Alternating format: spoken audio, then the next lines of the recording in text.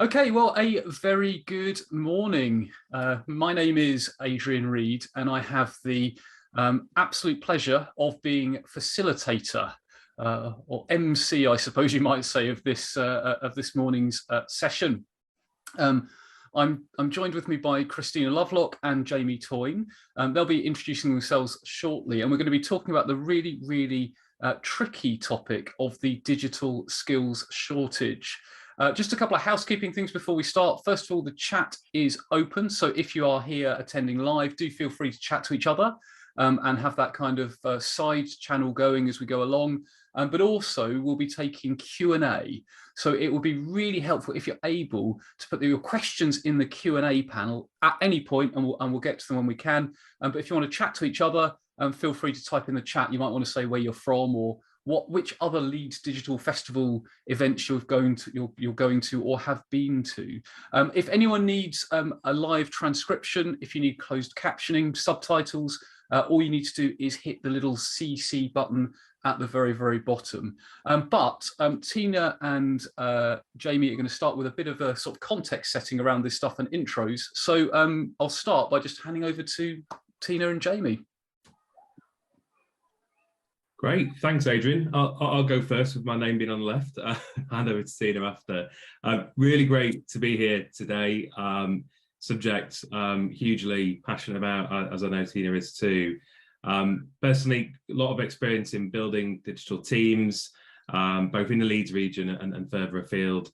I'm really passionate about getting people into entry routes onto digital careers. Over to Tina. I'm so pleased to be here talking about this topic, which I think is such a major threat to all the digital delivery and digital transformation that our organisations have planned in the next few years. If we don't get this right now, we're not going to deliver on all the roadmaps and all the commitments that we've made to our stakeholders. So we wanted to set the scene a little bit on this phrase, digital skills gap. We use this phrase all the time. We hear it from employers and central government. But what does it really mean? And are we imagining the same things when we use this phrase? Am I imagining someone who can use a smartphone and you're imagining someone who can develop apps for a smartphone? There is this spectrum idea of within digital skills, but I've had the opportunity to do quite a bit of research into this recently and drill down on this phrase. And what I found is there's actually three key components to this idea of digital, and that it's made up of foundational, technical, and personal elements. Foundational being the basics. Can you switch on digital devices? Can you send emails? Technical being related to being able to create hardware and software, but also the digital delivery disciplines. So things like testing and business analysis. And finally, the personal element. Digital delivery requires collaboration, innovation, and communication, and these skills are absolutely central to digital careers. And next, what do we mean by skills? Well, really, employers mean a whole range of things, including experience, knowledge, behaviours, and we might be better to wrap these terms up as competencies that we expect from digital professionals. And finally, what's this gap? Is it a shortage in the number of people, or is it the people that we have not having the right skills? Well, it turns out that it's all of those things, and it's also a gap in the processes to develop our talent pipelines for the future, and a funding gap, realising that we're going to have to invest as organisations to get the digital skills that we need in future. Great, thanks, Tina. So we spoke about digital skills gap there in terms of what does it mean, and I think it's a really hot topic, right? Hence why probably many of you have joined. And this is something where many organisations are already starting to feel the pain of some of that. Probably most likely in terms of not being able to recruit the full digital skills that they require for now. But actually looking ahead, projections, studies, research papers. Obviously, there's a few names on screen at the moment, but this is just scratching the surface, and it's quite a gloomy outlook. And I know we don't need any more gloomy outlooks in the world we're in now, but it's quite a gloomy outlook if we don't do more to tackle it. And this is not just in the UK. Globally, the picture isn't much rosier, being quite frank. By 2030, there'll be a global human talent shortage of more than 85 million people, roughly equivalent to the entire population of Germany. To put that in a bit of a Leeds context, this is Leeds Digital Festival. What does that mean? That's roughly over 100 times more than the population of Leeds. And that's just in 8 years' time, or less than 8 years' time now. So left unchecked, Korn Ferry predict this could result in an $8.5 trillion impact in terms of unrealized annual revenue. $8.5 trillion.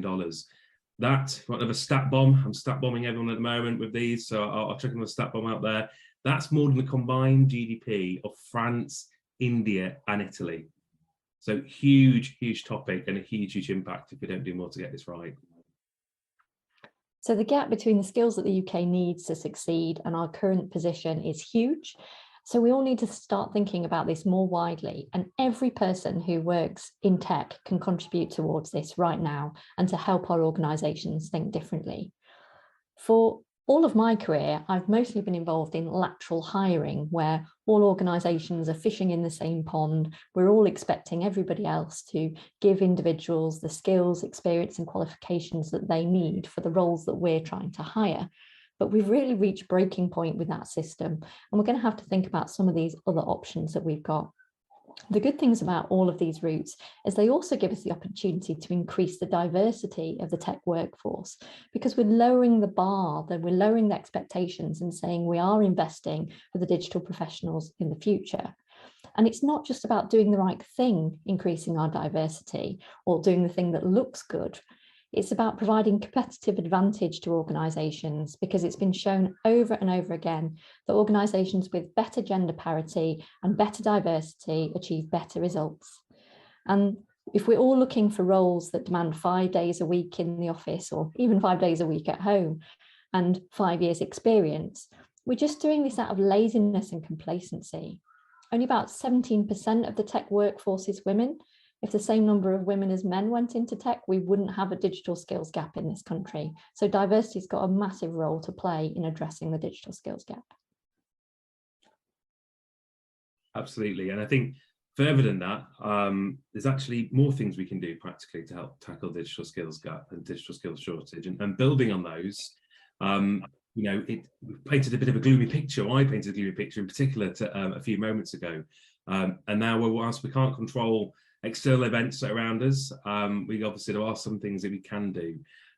So building what Tina just mentioned, there are some practical things that as individuals, as organisations, we can start doing now before this problem compounds and gets worse and worse over time. So some of these, and this is just some, and I say some, this is just a selection, don't be constrained by these four, but you might be doing some of these already, offering work experience and intern placements. Really, really important for people to actually have a route in to digital careers and into organisations to build their networks in the first place. Ensure your community of practice is working. So obviously, if you've got digital professionals already, you need to ensure that they're continuing to develop their skills. Learn about the new technologies that are coming up. What does that mean in terms of impact on your organisation, on ethics, on users?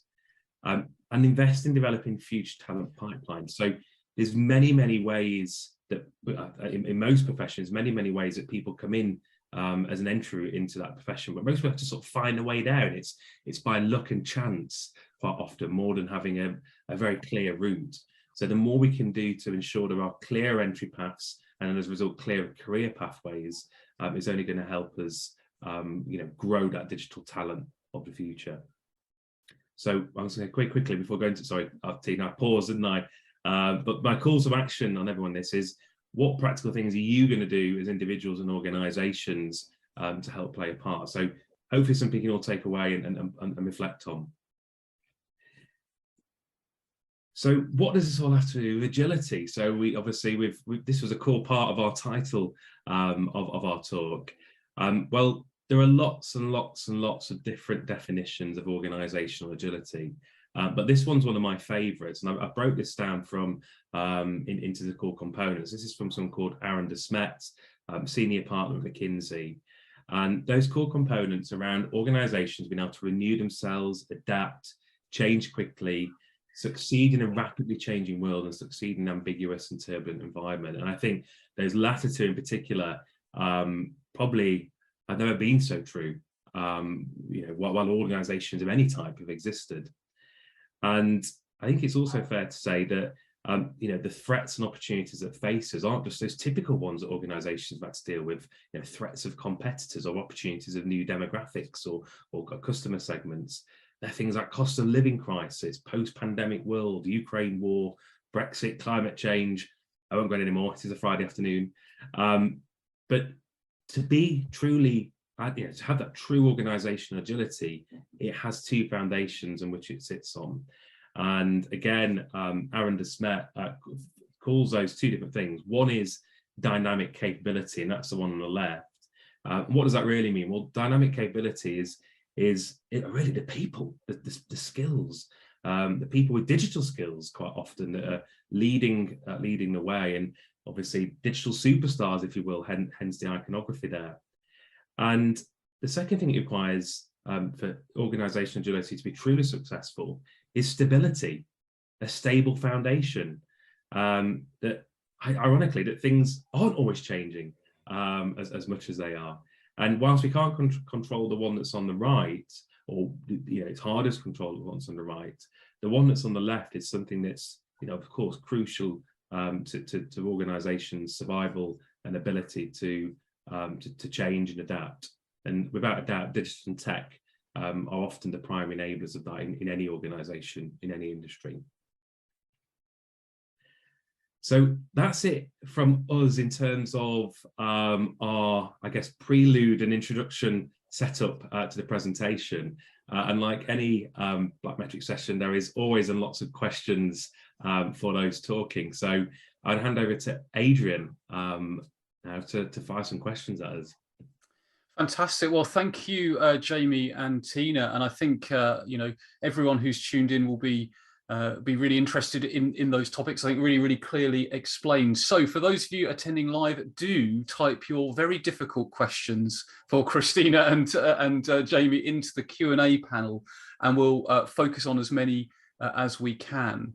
And so a first question for Jamie or Tina, whoever wants to take this one. I'm going to play devil's advocate a little bit here, as you know I like to do. And I think there's a clear agreement from what you're talking about on what the digital skills gap is. And Tina, you sort of broke it down.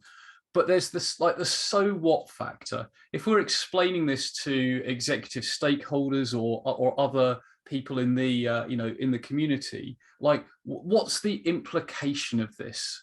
How bad could things be if this isn't plugged? So who wants to take that one?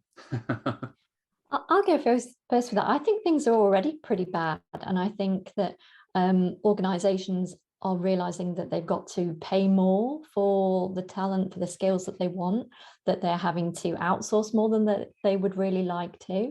And the only way that they're going to be able to get those costs back under control is start investing in that talent pipeline.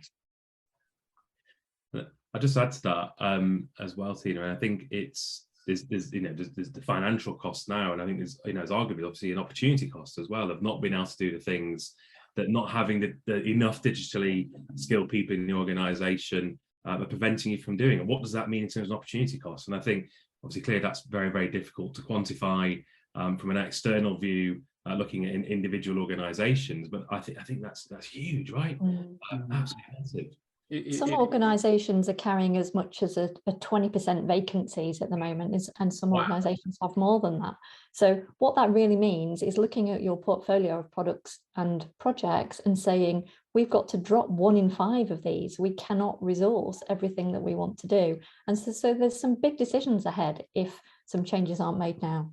That's a really interesting way of quantifying it, and 20% is huge. And I was thinking as you were both talking there, it comes back to that business agility, right? Because if you haven't got the if you haven't actually got the talented people right inside your organization to sense that change is happening and know what you need to do to respond to it, then the organization just can't change. I mean, you're kind of stuck in a holding pattern. So we've got questions coming in.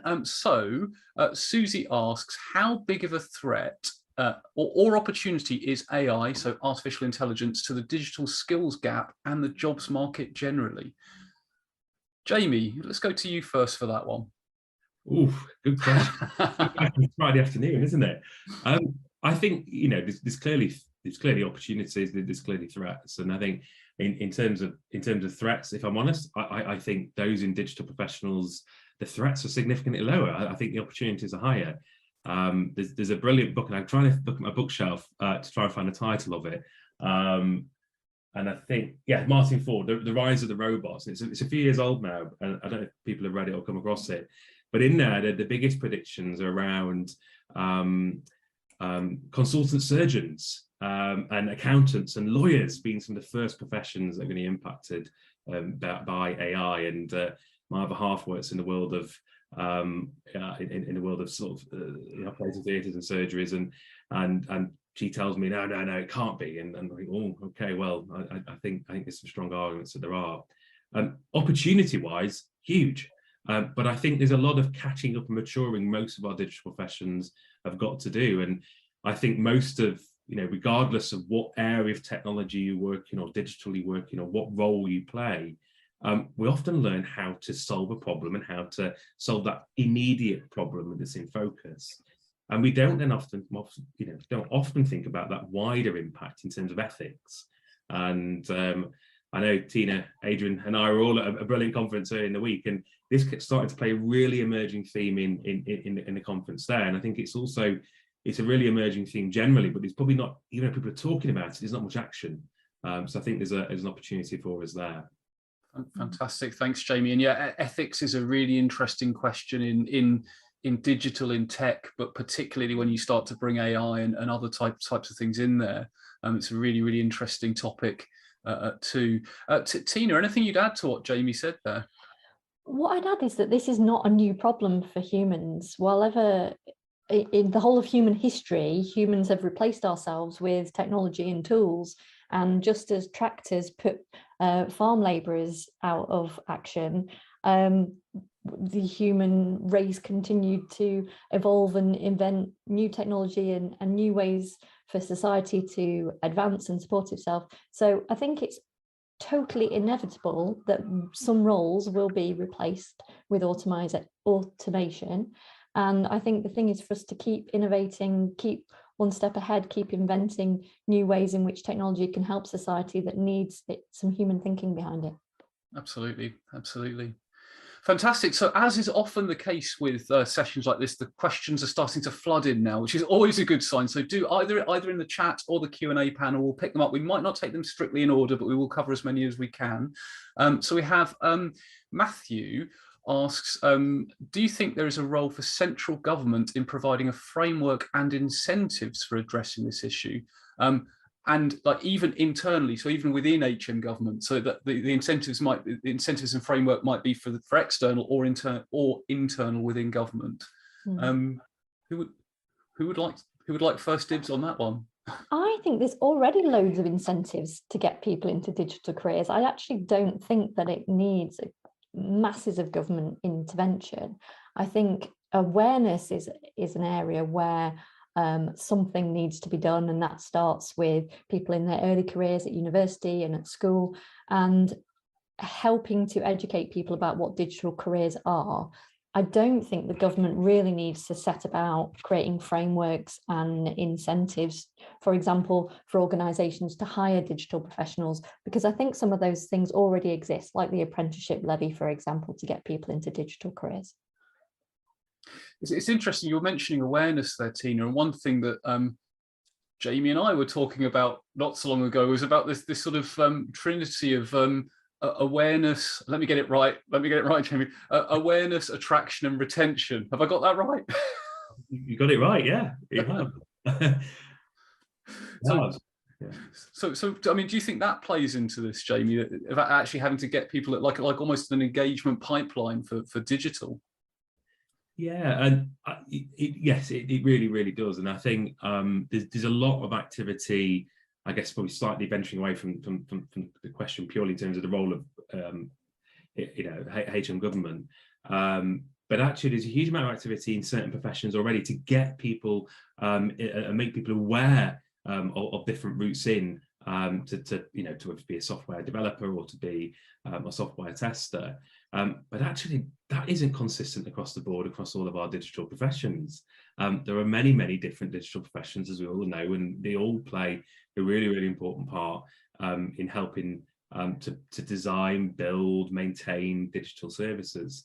And I think there's a lot more that needs to be done by professional bodies, arguably, and collective groups of communities that are spanning different organizations and different industries, for us to promote that awareness of some of those. I think, though, what probably also needs to do is probably just raise the awareness that working in digital and tech doesn't mean you have to be a brilliant software engineer, and you don't have to be an infrastructure engineer. And for me, that is the most important point. And I was having a little sneaky peek at some of the other questions that I'll try and not go into too much, but there's someone in there who mentioned the figure around 17, Karen, sorry, mentioned the figure around 17% of people in digital professions, or only 17% of people in digital professions are female. And actually, if you look at some of those, you break that down into a smaller chunk. Business analysis, at least in the large practices that I've led and know, Tina, we have a conversation about this every day, over at least half, if not over half, are female. So it's a macro level. It's quite big and scary, actually, I think. But the actions probably need to be more targeted than trying to address it just at one big thing. Yeah, and that's a really good springboard, actually. And Karen, thank you for that question and that observation about the percentage, but sort of bringing that and molding it into Natasha's question, and perhaps sort of looking at the similarities between them. Natasha asks, what do you think could be done in schools to get more girls interested in coding and tech? And also sort of taking into account Karen's point about only 17% in digital occupations being female. So any thoughts on getting people involved earlier and addressing that sort of gender balance? I think for me, it's about a bit of how we sell these types of professions. And so I have a mantra, which is not every job in tech is technical. And I would go as far to say that most jobs in tech do not require any ability to write code. So I don't think we need to obsess on the kind of girls into coding the way that we do. We can talk about, do you ask good questions? Are you curious? Are you creative?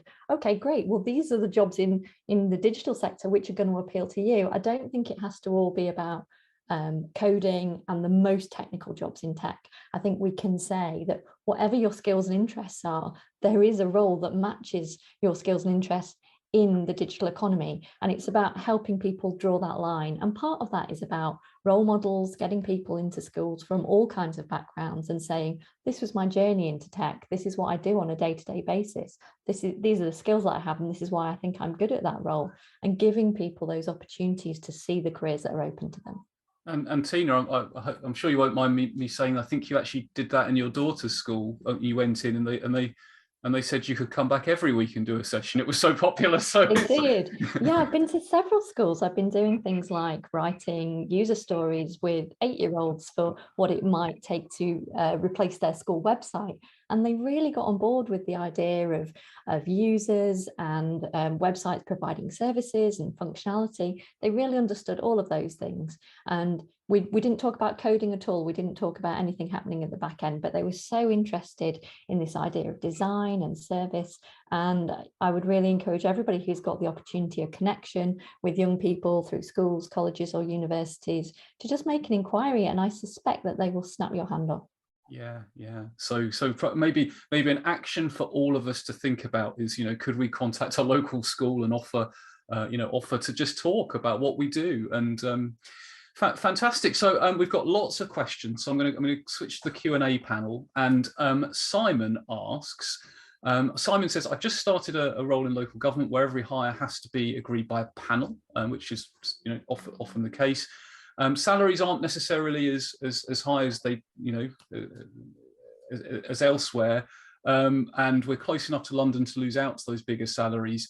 Any thoughts on working around those restrictions? So I suppose the essence there is, attracting the right people in when you've got, for all sorts of organisational reasons, perhaps a limited budget to get people, and you've got the attraction of the London waiting just over there.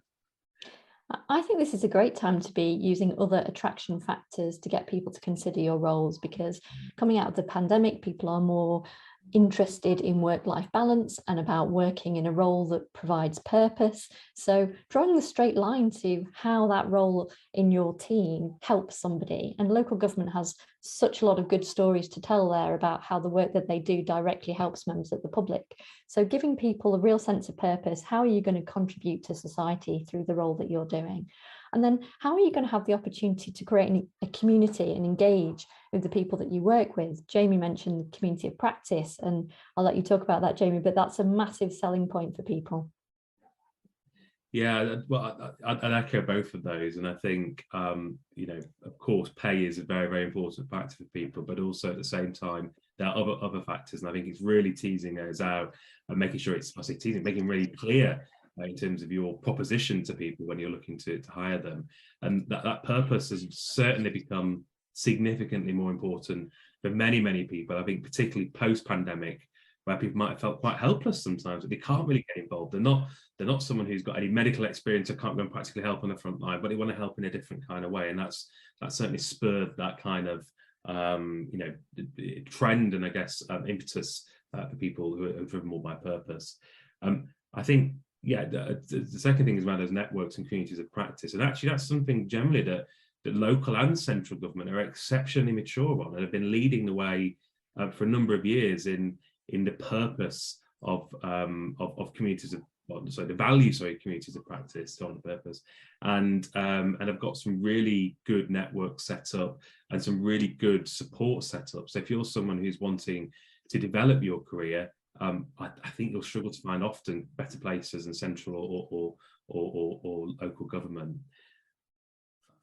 Fantastic. And again, as you were both sort of speaking, I was thinking that whole idea of purpose really resonated with me, and I know it's something we've talked about previously, but it also strikes me that actually post-pandemic there seems to be a sense, at least with the folks I know, of a bit of a reevaluation of what's important work-wise. So, you know, I know people who would, for example, probably no longer accept a 5-day-a-week commute, whereas they may well have done before. There may be others who actually have decided they definitely do want a 5-day. So there's a bit of kind of like a reshuffling going around, and maybe it's that you know, sort of riding on the you know, taking an opportunity away from that to you know, reconfigure, find those people who are looking for that particular element, the flexibility or the community of practice or the purpose driven, as people are sort of reevaluating. So I'll bring in a question from Jazz here, which is in the chat. And Jazz asks, is there a need to attract more diverse communities to meet the digital skills gaps? I think that would be a very easy question to answer, because the answer is probably yes. So I'm going to extend and elaborate on Jazz's question. I hope you don't mind, Jazz, and ask how. So assuming we agree, how can we attract more diverse communities? Well, let me just elaborate on your yes, first of all, Adrian. Let me, I think that if we don't have technology being developed by a diverse range of professionals, we run the risk of building in biases into the technology that we deliver. We're building in our own assumptions, we're building in our own way of looking at the world. And if our user base, particularly, for example, if you work for central government, if your user base is everybody in the UK, then you need to make sure that it is accessible, understandable and relatable to the widest number of people. So I think that's the danger if we don't have a diverse workforce in tech. But how do we do that? I think it comes back to some of the things we were talking to about school and university, making sure those opportunities are understood early, ensuring that there's role models talking about those different career pathways and why different roles in tech would appeal to different people. What other thoughts do you have, Jamie? I think for me, it comes down to often two things. I think you've touched on both of them in one way or another, but I think barriers, removing those barriers, understanding what those barriers are, and then trying to find ways to remove them, and advocacy. So actually showing that, you know, that you don't have to have an Oxford degree. You don't have to have a Cambridge degree to go and work in tech. You don't have to come from a particular socioeconomic background. You don't have to be anything in terms of what people may have a perception of what people working in digital tech are. And actually looking for those really, really core skills that are transferable, that you can bring in, the things that you really can't teach. Curiosity you touched on earlier, Tina, is a huge thing for me. And I think that's applicable for almost any digital and technology professional, being curious. And if you've got that, actually quite often in most of our digital professions, well, not most, I think probably all, you can learn the rest in a variety of different ways you could suit your learning style. But having that curiosity, having that collaborative nature, and having that, I guess, passion to see a problem through, to really understand the problem and see it through to the end, are more important than anything. Definitely. You made the point there, Jamie, that you don't have to have a degree from one of the top universities. I would say, I'd go in further, you don't even have to have a degree, and that most people in tech do not have a degree in computer science. And that's good that there are those multiple viewpoints being reflected within tech.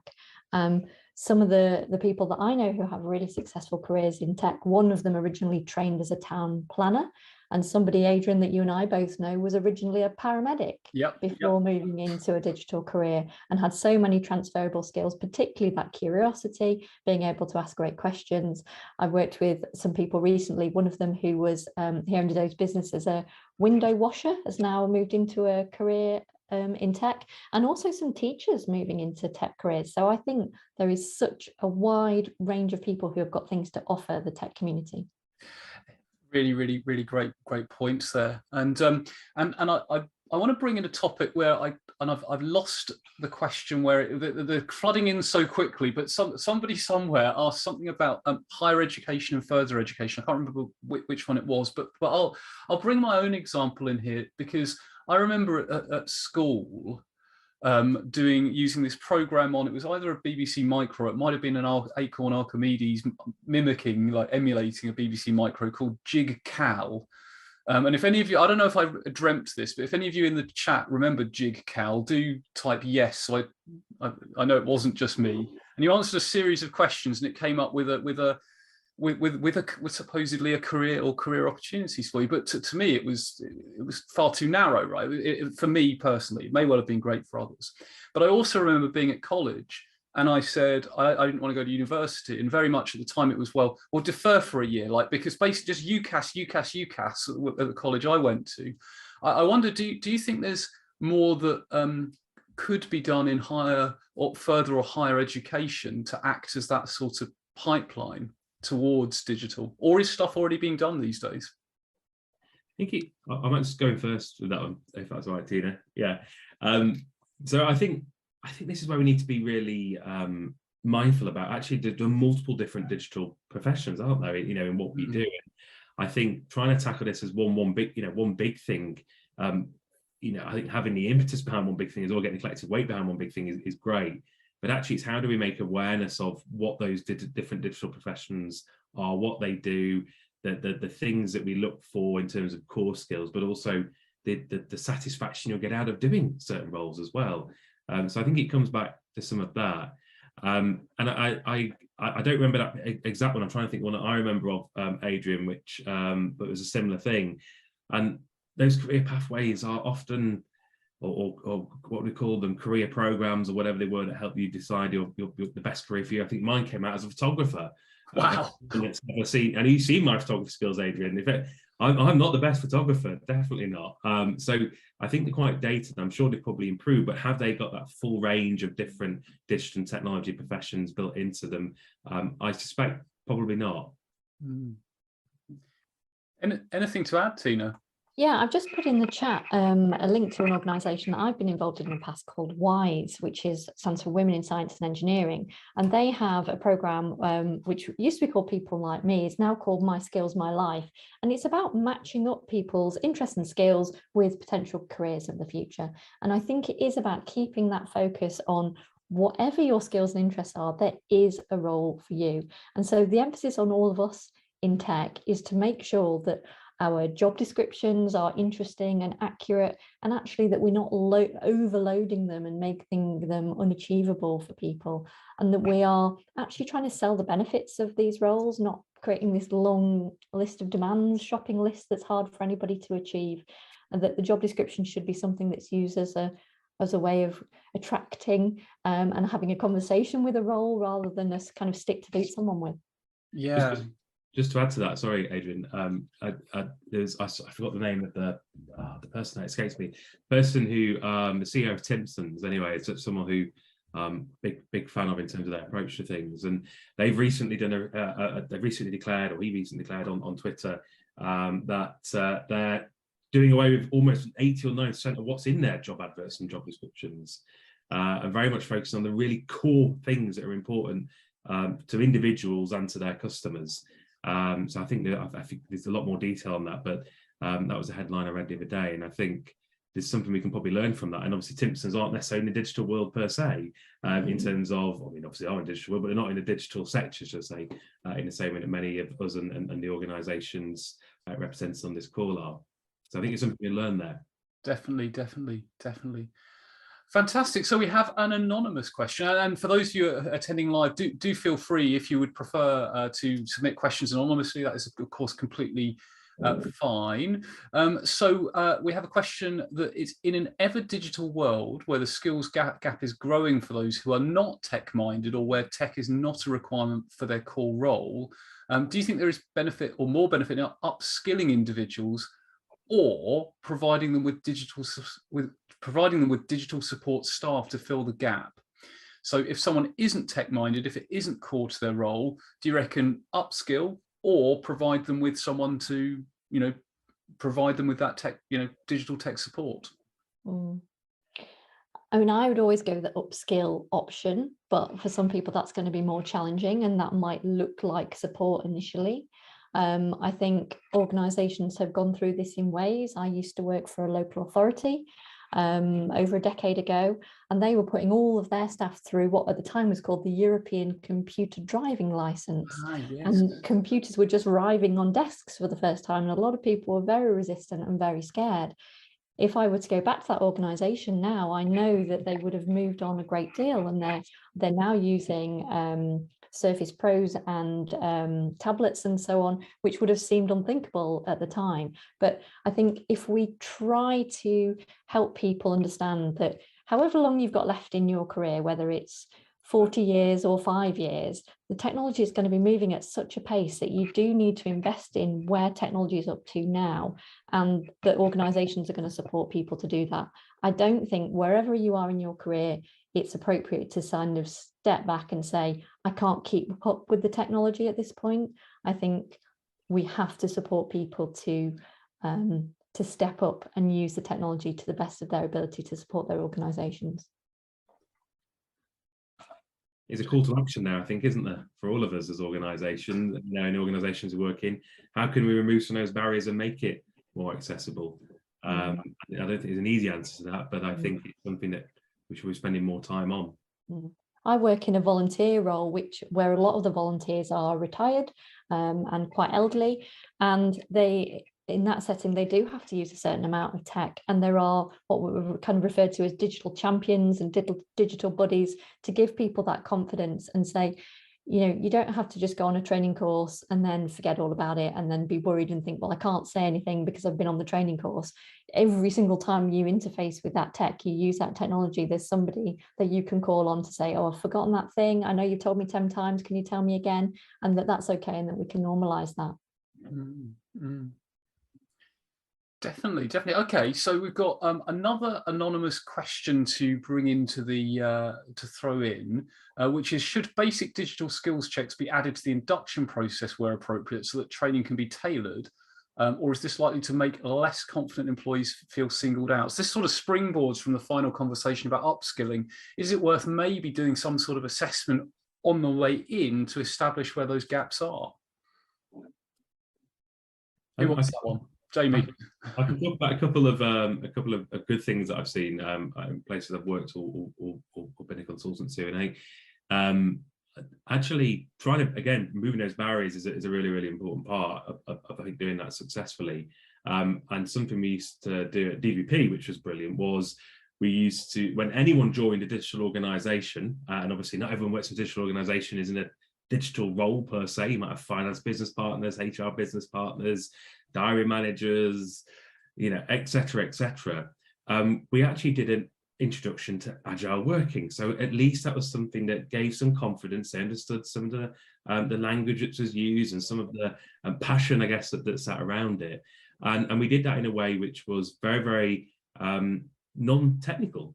We spoke about it in a very common way that can be used in many, many walks of life. And actually what we found off the back of that was that and springboarded or gave people confidence to springboard their interest into other areas of technology. I can understand all that. That isn't that complicated. I've got my head around that. I now feel confident to go and look at some other stuff. And I think those small, what seem like maybe quite small things can often empower people to then go on to do much bigger things. So I don't think it always needs to be something as maybe as rigid as suggested. Tina, any thoughts? Yeah, I mean, I think when organisations go down a one-size-fits-all approach, but particularly larger organisations, it can be seen as kind of a hurdle to be overcome rather than a genuine opportunity to learn. So I think instilling within teams and within organisations a learning culture, things like you mentioned there, Jamie, a focus on lunch and learns, inviting external speakers, skills exchange for the different members of the team. I think if you've got that focus on learning in the widest sense, then it's easy to fold that upskilling in a digital capacity into that learning environment. And that's it, isn't it? Another great outcome from that, particularly the lunch and learns, is it's a way of, if there are silos, it's a way of gently nibbling away at them, because the information, they become semi-permeable. The information starts to flow between them. Relationships start to flow between them. So you've then got the silos there, but it's not there because stuff's flowing, beneath it, which is usually a good thing. So we've got a question in from, and apologies if I mispronounce anyone's name. I think it's Priya or Priya. And Priya says, for those full-time professionals looking for rapid upskilling, what could some recommended platforms or sources for learning be? And they add, the context is learners trying to upskill by themselves often experience incompleteness of course content or topics and have to go looking for multiple sources to resolve questions. And that could be a barrier to learning effectively. So if someone's trying to upskill, they're being really, really self-driven. They've identified a skills gap, but the problem is, how do they fill it? So I've had quite a positive experience with LinkedIn Learning, and I had my whole team where I worked previously had access to that. I've also heard really good things about both Pluralsight and Udemy. I haven't used them personally, but I think the range of skills, particularly technical skills that they offer and help people to develop, is really good. Any other platforms that you'd mentioned, Jamie? Less so much platforms, but I think the ones you mentioned are brilliant. I think particularly LinkedIn Learning is very, it's very easy for us to get onto, and there's a lot of free content out there as well. I'd probably slightly flip it and go, actually, I think there's so much out there, it can be overwhelming, and depending where you want to go and where you want to head, probably one of the most impactful things I think that people can do is find themselves a mentor who's in that world, that area they want to go into, who can maybe help direct them into more focused path, and that often doesn't always mean a formal course. There's brilliant podcasts out there. There's obviously brilliant YouTube channels out there. There's brilliant webinars. Adrian does a brilliant one regularly on a huge range of topics. So I think there's so many different things out there. Courses for me are a component part of that, but they're just still one component, and I think a mentor can help you navigate that.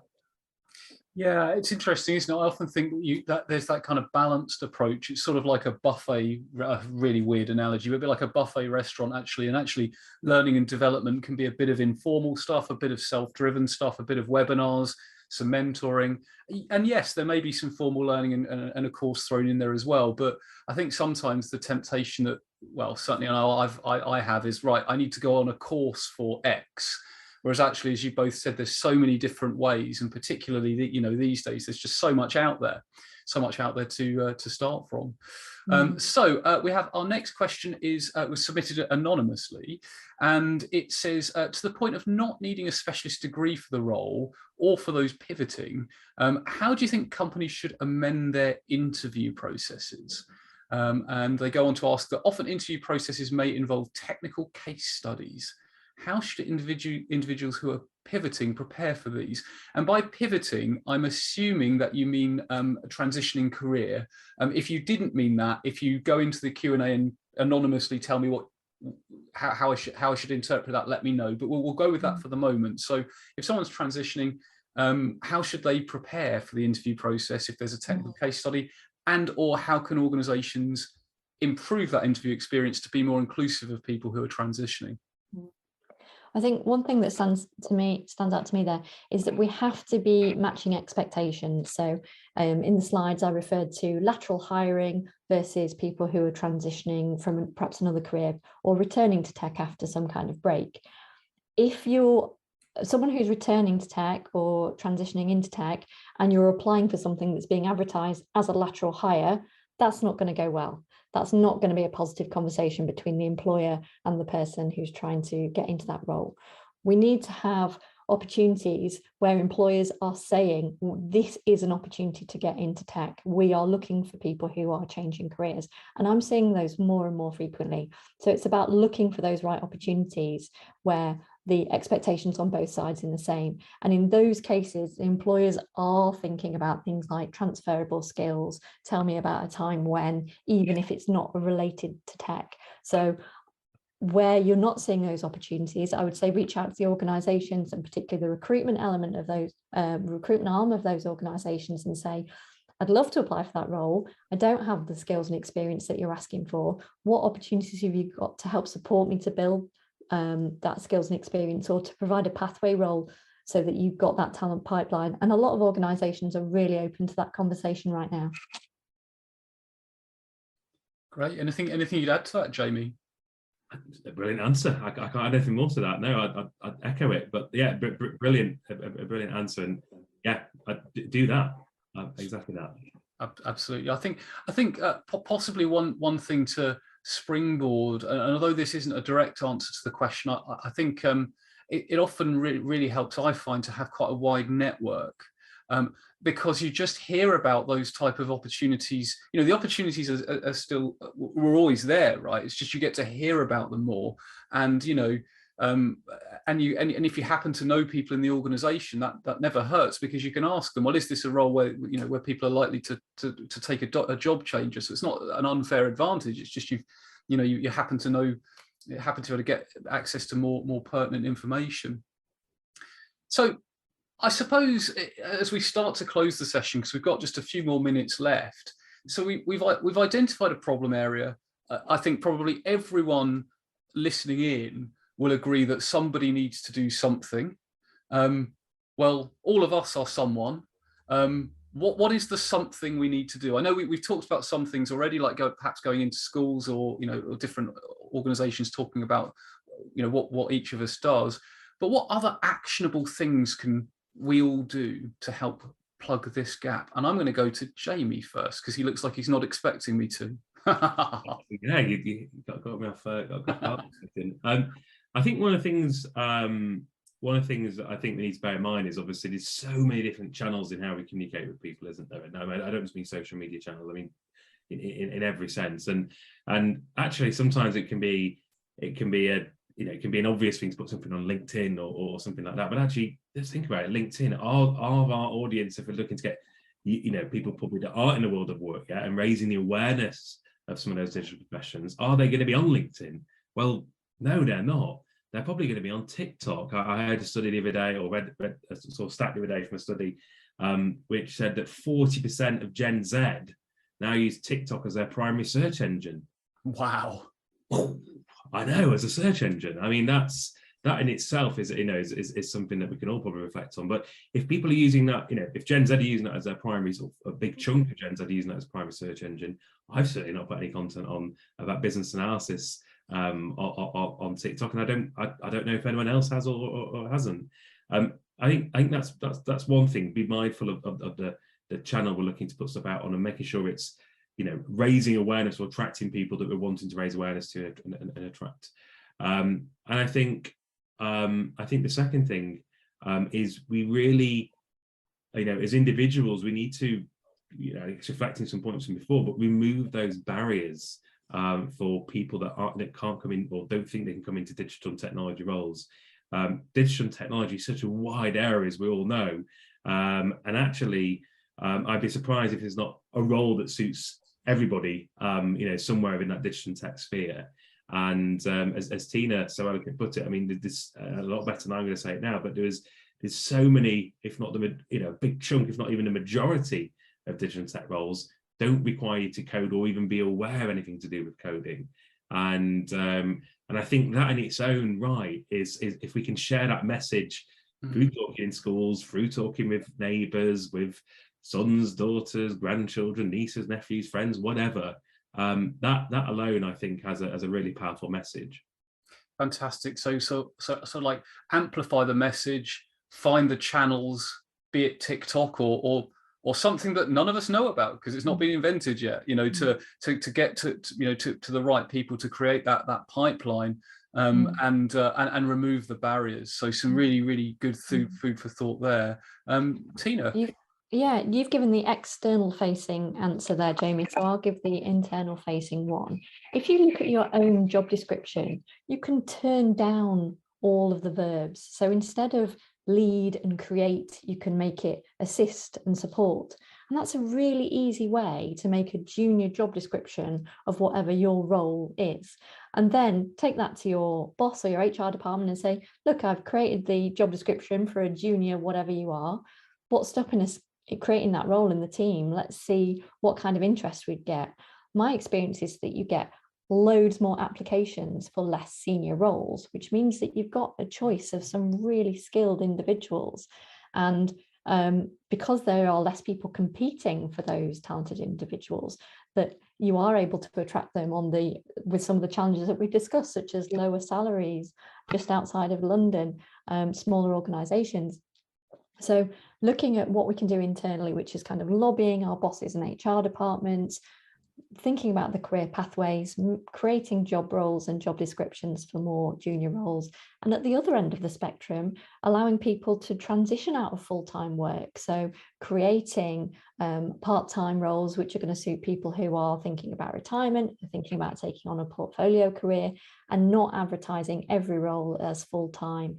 I think just by broadening out the way that we are prepared to engage with people at a more junior level or more of a part-time level, it so increases the amount of interest that we get in our roles. And it's interesting because that brings us almost full circle to something we talked about at the very beginning, which is around sort of diversity, right? And actually, because really what you know, if there's a strong theme of inclusivity in what you're saying, or that's how I'm interpreting it. So interesting that actually a common thread throughout this has been inclusion, diversity, and other important topics such as those. So we're pretty much at the very end now. So I'm going to put you both on the spot again, as I often do, and just ask you for your biggest takeaway. Now, I know there's been so much we've talked about. It's hard to choose a single takeaway. So if you've got a couple, that's completely fine. So Tina, what are your biggest takeaways from the session today? So there's a phrase that I heard a while ago, and it's really stayed with me. It's, we are the leaders we've been waiting for. And I think in this space, there is nothing stopping you from being a leader within your organization at whatever level of seniority you operate at. And so be inspired by today and take action, even if it's something small, because this is a problem we all need to be contributing to the solution to. Fantastic. Thank you very much, Tina. Jamie, your biggest takeaway? A brilliant bit of advice from Tina there. I think probably just adding on that more than anything would be find the people you can join forces with. So those individual actions are huge. If you don't feel confident or have the confidence to do that, or you don't feel equipped to do that, then join forces with other people, either in your organization or outside your organization. And I think, most people aren't born into the profession that they're working in. They find a path, and most of the time, or a lot of the time, it's accidental. Yeah. And actually, you then find something you like, or find something you really enjoy, and yeah, it's great. But the finding it is the hardest part. So having those entry-level paths and making people aware of what exists out there are really, really big things. Yeah, so again, sort of that kind of awareness and creating that top bit of the funnel so people can get in. So fantastic. Well, I mean, thank you, Tina, Jamie. It's been a fascinating conversation. I'm sure we could continue for much longer. I'm absolutely certain that people will want to stay in touch with both of you. They want to find out more about what you do. They want to connect with you. How's the best way? So, I mean, Tina, how can people connect with you? I'm quite active on LinkedIn. I'd be delighted to connect on there. And Jamie? I feel like I should say TikTok after making a big Please do. I'm not on TikTok. I'm not that cool. But yeah, LinkedIn as well works great for me. I'm also on Twitter, but LinkedIn's probably better. Fantastic. So I'm just going to put all three of our LinkedIn addresses in the chat there. So if you are attending live, do feel free to click through.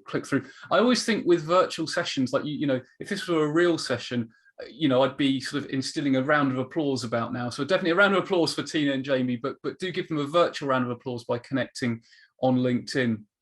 Just before closing, the only other thing to say is a massive thank you to everyone who has tuned in live or indeed watched the recording.